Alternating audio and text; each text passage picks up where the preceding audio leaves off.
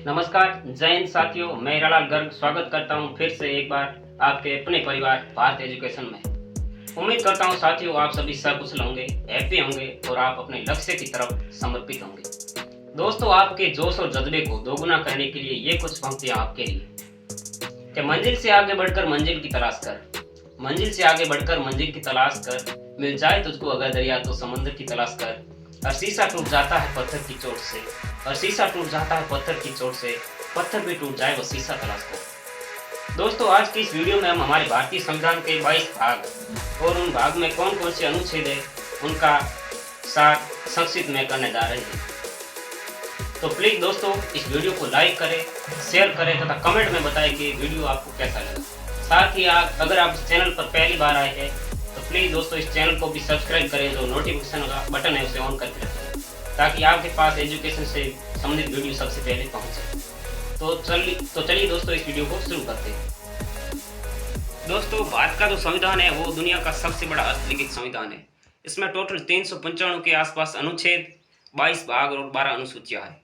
तो हम भारतीय संविधान के जो 22 भाग है उनमें कौन कौन से अनुच्छेद है उनका क्रमशः वर्णन करेंगे। भारतीय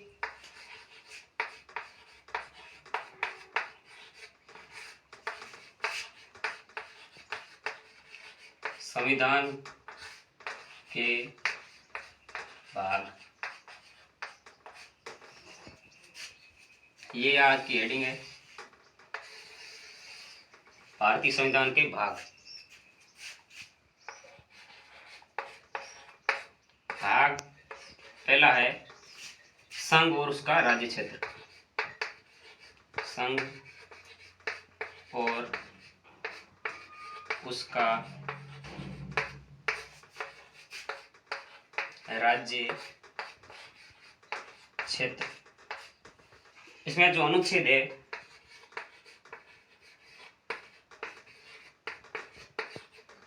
वो है 1 से लेकर 4 तक।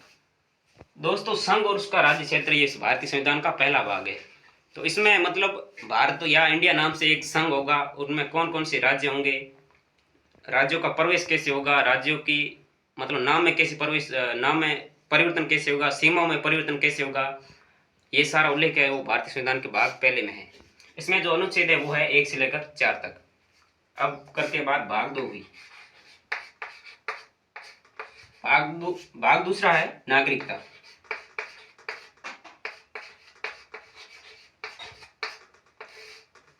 भाग 2 है नागरिकता। इसमें जो अनुच्छेद है वो है 5 से लेकर 11 तक।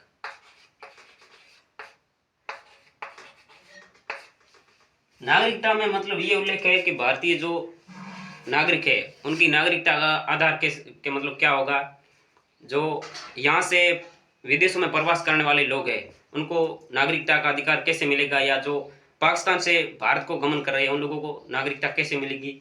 मतलब भारत 1947 में आज़ाद हुआ था, तो उसी समय संविधान का निर्माण हुआ था।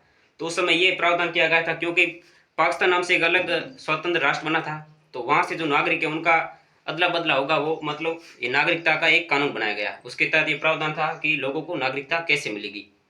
तो ये भाग 2 में है।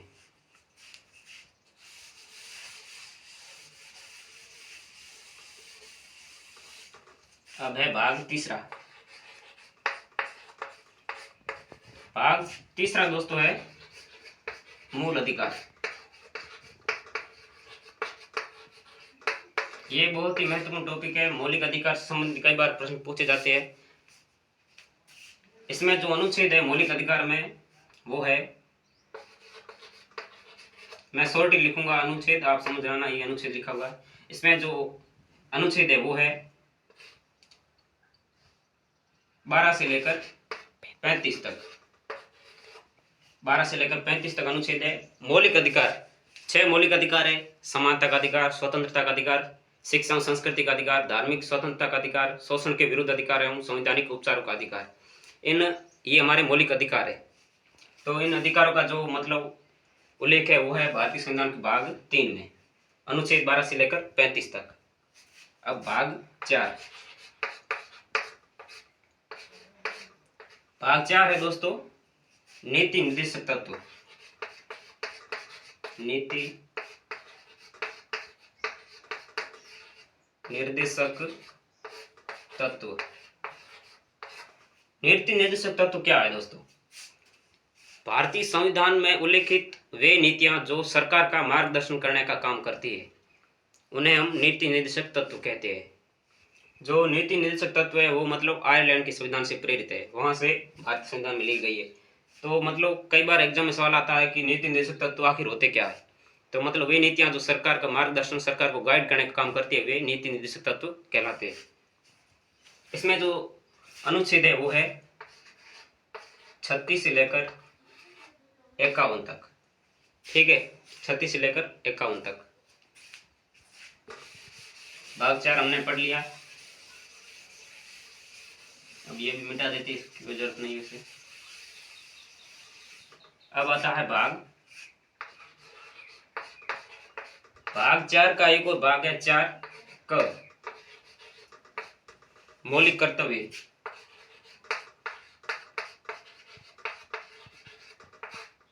मौलिक कर्तव्य दोस्तों, जैसा कि आपको पता ही होगा, हमारा संविधान हमें 11 मौलिक कर्तव्य देता है। हमें अधिकार है तो उसके साथ कुछ कर्तव्य है, मतलब ये एक दूसरे के पूरक है। हमारे जो अधिकार है तो कुछ हमारे कर्तव्य बनते हैं। 11 मौलिक कर्तव्य, इनका जो उल्लेख है वो अनुच्छेद 51 क में है। अनुच्छेद 51 क में किसका उल्लेख है? मौलिक कर्तव्यों का। अब आता है भाग 5वां। भाग 5वां है दोस्तों संघ। सबसे बड़ा जो भाग है वो संघ है, मतलब केंद्र। जैसे सरकार के जो 3 भाग है, व्यवस्थापिका, कार्यपालिका, न्यायपालिका, उनका वर्णन संघ के अंतर्गत करेंगे। इसमें जो अनुच्छेद है वो है 52 से लेकर 151 तक, यानी कि समथिंग 99 अनुच्छेद इसमें है। तो ये अनुच्छेद की दृष्टि से सबसे बड़ा भाग है। भाग 4 और 5 हमने पढ़ लिया। अब आता है 5वां संघ पढ़ लिया। अब 6ठा है भाग 6ठा है राज्य। ठीक उसी प्रकार जैसे संघ का गठन कैसे हुआ था, संघ में कौन कौन से उल्लेख है, जैसे व्यवस्थापिका, कार्यपालिका, मतलब 2 इकाइयां संघ और राज्य। संघ की तरह ही राज्य होगा, उसमें भी व्यवस्थापिका, कार्यपालिका, न्यायपालिका, उनके क्या क्या कार्य होंगे, वो सारा उल्लेख इसमें है। इसमें जो अनुच्छेद है दोस्तों वो है 152 तक उसमें हो गए थे। 153 से लेकर 237 तक, 237 तक इसमें अनुच्छेद है भाग 6 में। भाग 7वां हो गया। भाग 7वां वैसे संविधान से पूरी तरीके से हटा दिया गया है। इसमें जो था 1956 में इस भाग को पूरा हटा दिया गया था। इसमें अनुच्छेद था वो 238 था भाग 7 में। इसमें जो भारतीय संविधान की पहली अनुसूची उसमें उसका जो भाग ख है राज्य संविधान, उसका इसमें उल्लेख था, लेकिन ये अब पूरी तरीके से संविधान से हटा दिया गया है। तो हम भाग 7 का अध्ययन नहीं करेंगे क्योंकि ये संविधान से पूरी तरीके से हटा दिया गया है। सीधा हम भाग 8वां पढ़ेंगे। भाग 8वां है दोस्तों संघ शासित क्षेत्र। संघ शासित क्षेत्र यानी कि केंद्र शासित प्रदेश। दिल्ली हो गया, चंडीगढ़ हो गया, पुदुचेरी हो गया, दादरा नगर हवेली, आप सबको पता ही इसका संघ शासित प्रदेश। तो संघ शासित प्रदेशों का जो उल्लेख है वो भाग 8 में है। इसमें जो अनुच्छेद है वो है आपके यहाँ पर लिखेंगे हम। भाग 8 में अनुच्छेद है वो दोस्तों 239 से लेकर 242 तक इसमें अनुच्छेद है भाग 8 में। भाग 8वां था संघ शासित प्रदेश। अब है भाग भारतीय संविधान का भाग 9। भाग 9 है दोस्तों पंचायतें।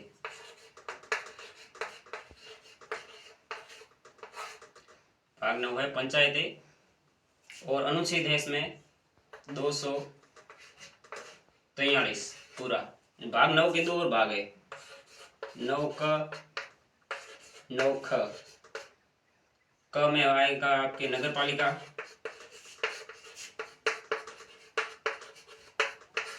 और ख में आएगा आपके सहकारी समितियां। सहकारी समितियां, सहकारी समितियां। ये भाग 9 में पूरा मतलब 243 अनुच्छेद है। भाग 10वां,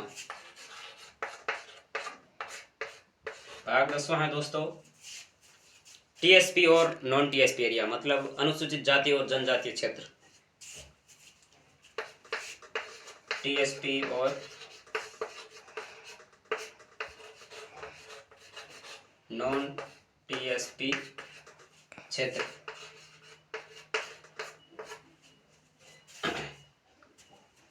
इसमें जो अनुच्छेद है दोस्तों वो है 244। भाग 10 हमने अध्ययन कर ली है।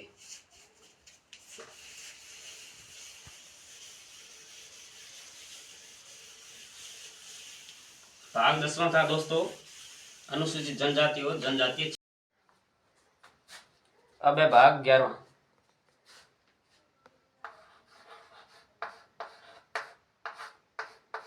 भाग 11वां है संघ और राज्यों के बीच संबंध, मतलब केंद्र और राज्य के बीच जो संबंध है उन संबंधों का वर्णन भाग 11 में। इसमें जो अनुच्छेद है वो है 245 से लेकर 263 तक। 245 से लेकर 263 तक अनुच्छेद है भाग 11 में। अब है भाग 12वां, भारतीय संविधान का भाग 12वां। 12वां है दोस्तों वित्त, संपत्ति, समुदाय और वाद। वित्त, संपत्ति, समुदाय और वाद, मतलब जो कर है, टैक्स, उनका इसमें उल्लेख है।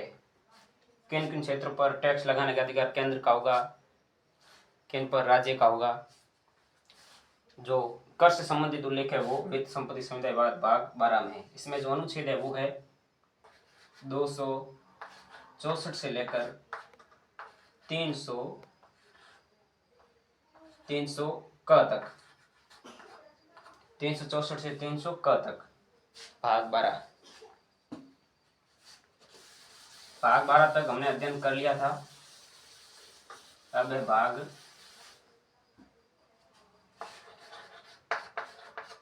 13। भाग 13 है संघ और राज्य क्षेत्र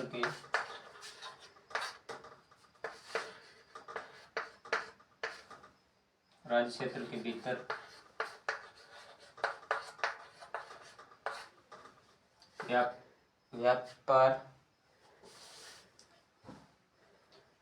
व्यापार, वाणिज्य और समागम। व्यापार, वाणिज्य और समागम। इसमें जो अनुच्छेद है दोस्तों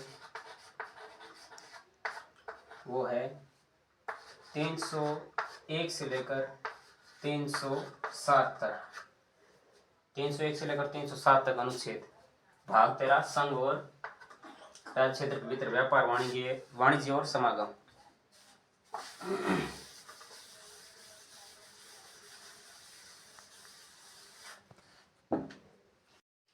अब भाग 14।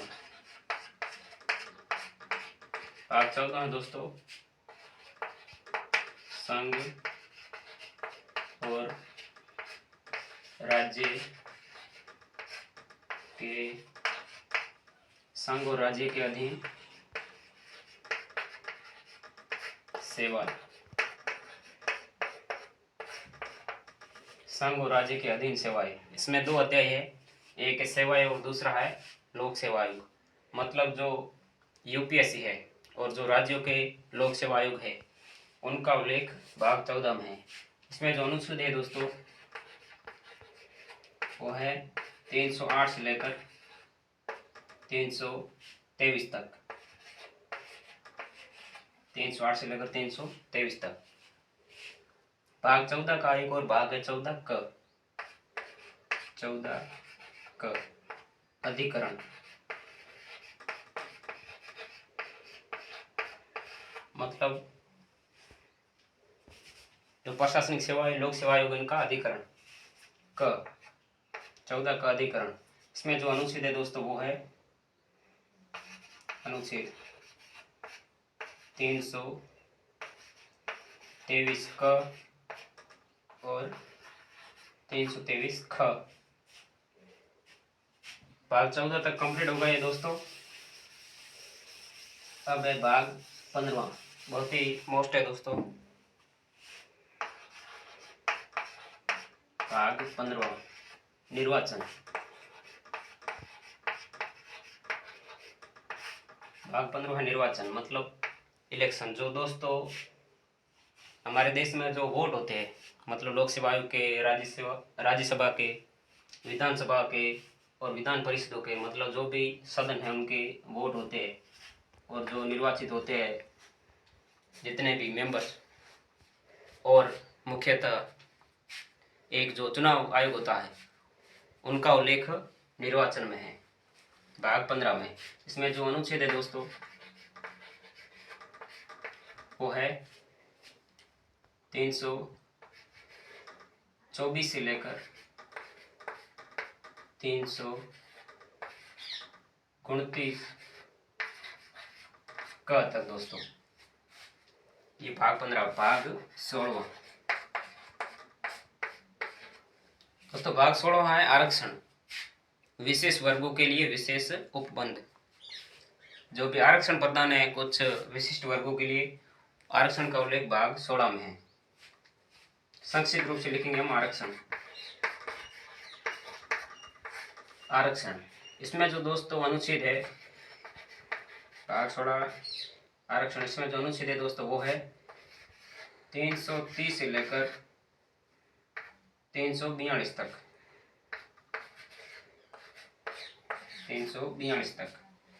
भाग 16।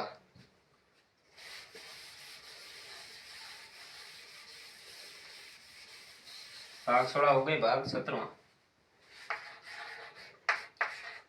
टोटल 22 भागों का हम अध्ययन करेंगे। भारतीय संविधान के जो 22 भाग है उनमें कौन कौन से अनुच्छेद है उनका हमने अध्ययन किया। भाग है 17वां। 17वें भाग तक हम पहुंच चुके दोस्तों। 17वां भाग है वो है राजभाषा। भाषाओं का उल्लेख दोस्तों इसमें है, ठीक है, भाषाओं का उल्लेख इसमें है। इसमें जो अनुच्छेद है दोस्तों वो है अनुच्छेद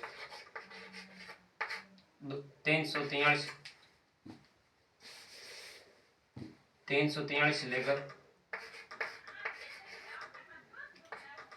352 तक, सॉरी 51 तक, 343 से लेकर 351 तक।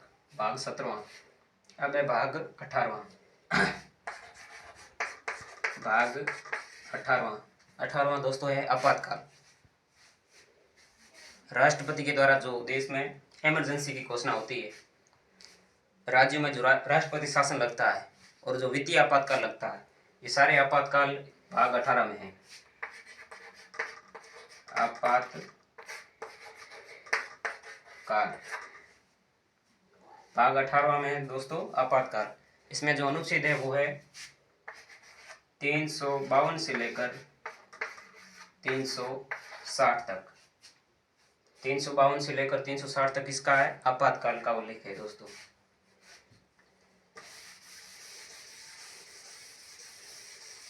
भाग 18 हमने पढ़ लिया। भाग 19वां है दोस्तों प्रकरण। इसमें विविध प्रावधान है, विविध प्रावधान, अलग अलग प्रावधान है इसमें, सभी को मिलाकर ये भाग 19वां प्रकरण बनाया गया। इसमें दोस्तों है जो राष्ट्रपति है, राज्यपाल है और जो तात्कालिक राज प्रमुख है उनको संरक्षण का अधिकार है, और जो कुछ ऐसे विषय है जिनको हम मतलब न्यायालय नहीं ले जा सकते। इसके अलावा जो पहले देशी रियासतों के जो शासक वर्ग थे उनको विशेष अधिकार था, जिन्हें हम पीरवी पर्स कहते थे, जिसे अब हटा दिया गया है। मतलब इन सारे जो छोटे मोटे विषय है इनको मिलाकर ये भाग 19वां बनाया गया था, विविध प्रावधान। इसमें दोस्तों जो अनुच्छेद है वो है 361 से लेकर 365 तक, भाग 19। अब दोस्तों बहुत ही महत्वपूर्ण भाग हम पढ़ने जा रहे हैं।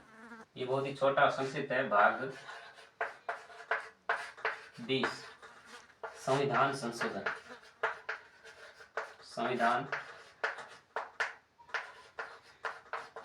संशोधन मतलब हमारे संविधान में जो भी संशोधन होते हैं वो इसके थ्रू होते हैं। संविधान संशोधन का जो उल्लेख है वो भाग 20 में है। अनुच्छेद इसमें एक ही है, 368 में संविधान संशोधन का उल्लेख है। अनुच्छेद 368 ये हो गया भाग 20।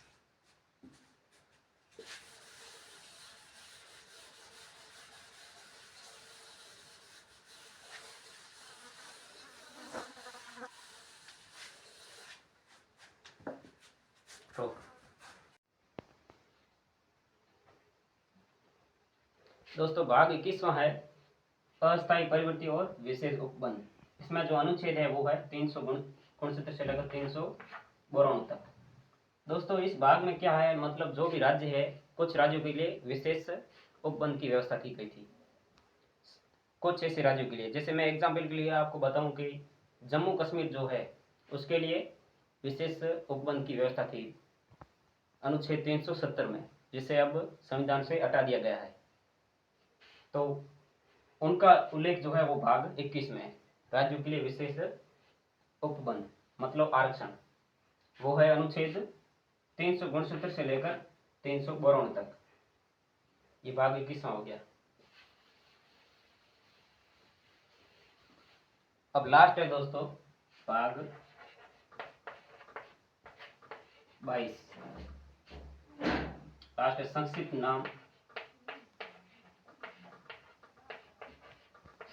नाम प्रारंभ,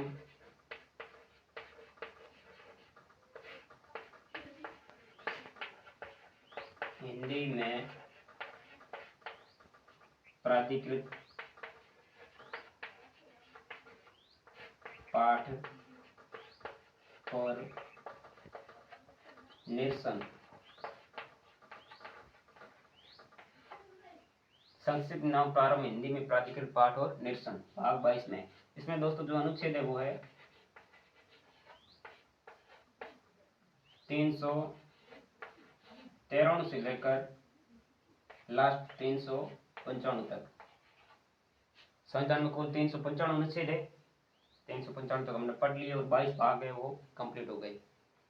तो इस वीडियो में हमने देखा कि हमारे जो भी भारतीय संविधान के 22 भाग है उनमें कौन कौन से अनुच्छेद है उनका अध्ययन किया।